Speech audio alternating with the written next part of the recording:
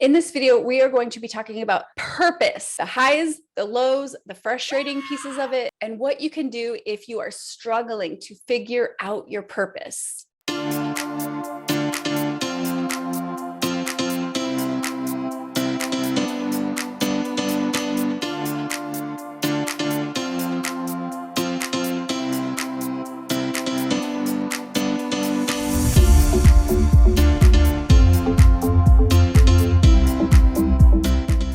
Number one, sometimes purpose can feel like such a weighty thing. It's this thing you're trying to figure out.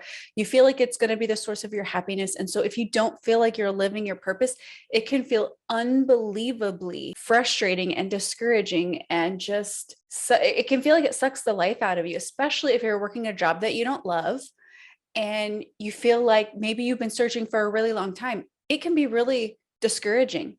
So number one, sometimes I feel like we put the pressure to figure out our purpose on ourselves from the time, we're teenagers. And then if you find yourself in your 20s or your 30s or your 40s and you're still not really doing what you love, it can feel like this mountain you're just going around and around and around again. Sometimes we put so much pressure on ourselves to figure it out, like that's the thing that's going to rescue us. And I can say this from experience because I've so been there. And in some ways, I'm still learning to walk out of that unhealthy mindset. I want to start off with a few different thoughts. We can have different purposes in different seasons. When I was in my early 20s and I was a young wife, a young mom, my purpose in that season looked very different than what my purpose is now. I was just in a different phase of life. There were different dynamics going on. And so if we can recognize for a moment that if we're not working in our dream job or our life doesn't look exactly like we thought it would, rather than being frustrated by the lack of progress or the fact that things aren't the way we had hoped that they would be, we could look at the season where we're in and start to say, okay, I might not be living the purpose I thought I would live at this stage right now, but what is my purpose in this season? And oftentimes we can do this, hindsight is 2020. We can look back and say, oh, I get why my purpose looked different then. But if you want to course correct now and not get sucked down the rabbit hole of really being frustrated by not walking out your purpose, ask yourself, what is my purpose in this season? Maybe you're a stay-at-home mom and your purpose is focusing on your children and it's more in the home focused. Maybe you're just getting started in your career and you're starting to really build and learn the skill sets that you need to have to bridge that gap from where you are now to where you really want to go. What is your purpose now in this season where you're just in this learning and building and growing and developing season? And how can you then take those feelings of discouragement and turn them around and really appreciate the present moment for what it is and what's unfolding for you right now? The other thing that can feel confusing about purpose is that there's different methodologies. There is the discovery mode.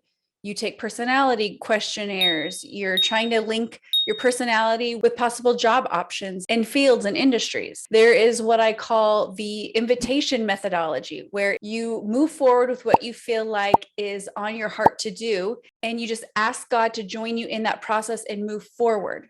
Then there's this design idea that we are all made on a purpose for a purpose. There is something specific that you were uniquely designed to do and called to do.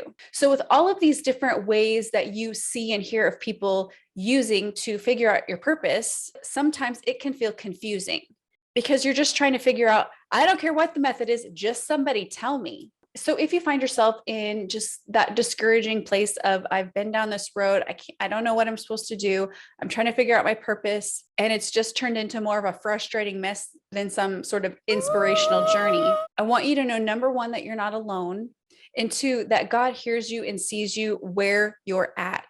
He hears the frustrating prayers where you're venting and you're trying to figure it out. And I want to encourage you to say there are things that he's doing behind the scenes that you may not even realize. I have found that, as I deal with some of my internal belief systems and limiting beliefs, as I deal with those things, going to coaching, through prayer, through my faith, there are things that are healing inside of me that I need even to be done before I walk out the fullness of the purpose that I know that's in front of me. More than anything, I want you to remember that God is good and he's not intentionally allowing you to suffer for no unexplained reason. He's a good God. And number two, don't give up despite how discouraged you might feel. I want you to take on this I don't give up spirit and get into a place mentally and emotionally where you feel encouraged and inspired.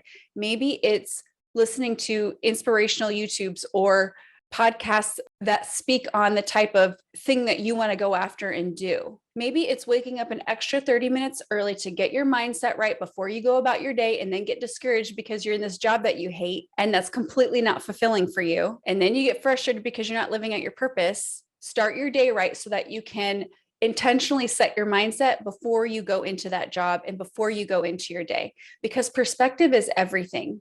If you know, hey, the job that I'm doing right now is, I feel like, not my created purpose, with the perspective of I'm learning something here that's going to help me to be that much more effective when I am walking in what I feel is going to be more of a fulfilling purpose. There's things that I'm learning in this job.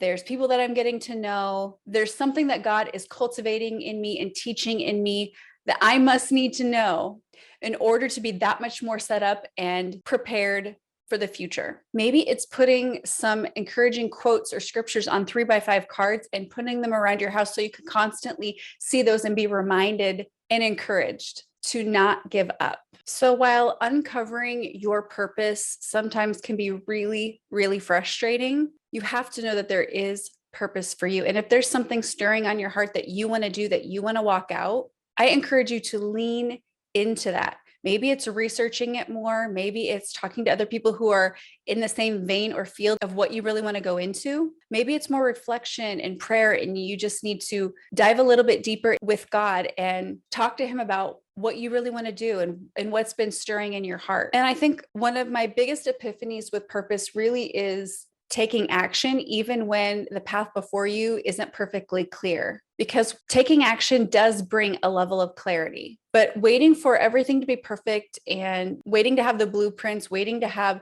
the full timeline before you step forward is only going to lead you to get stuck in perfectionism and hold you back from really taking the strides forward that you could be taking right now, just walking forward perfectly imperfect. If you enjoy this video, go to the description and you'll find more videos like this linked.